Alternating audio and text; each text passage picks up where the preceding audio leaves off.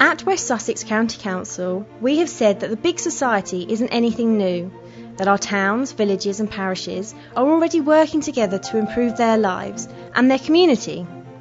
In the parish of West Hoathly, they have been making some fundamental changes, and it all started in 2009 with their Futures survey.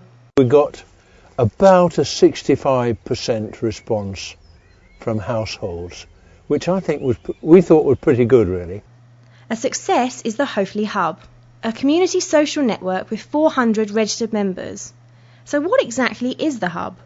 A way of communicating what was going on all over the parish to everybody was really quite a desirable thing to have, and that's what we've tried to provide.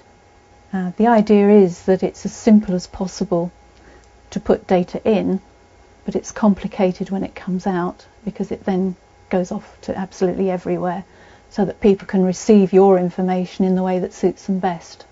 One of the benefits of the Hub is the calendar with its social events and activities happening across the parish.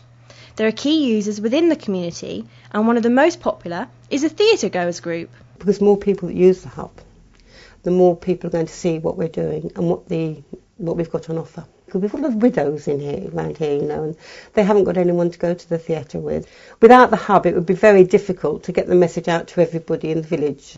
The Hub is also used to help promote community organisations like the Scouts. We're just trying to get more people to join the West Hoathly Scouts group.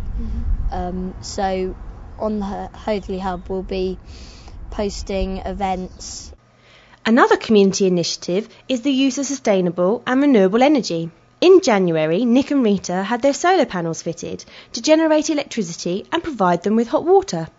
On a day like this, it's very dull today, so we won't get much electricity, but on a good fine day we get quite a bit. In the summer it'll be better when it's bright all day. To get the right social balance, key users of the Hub can check the social calendar.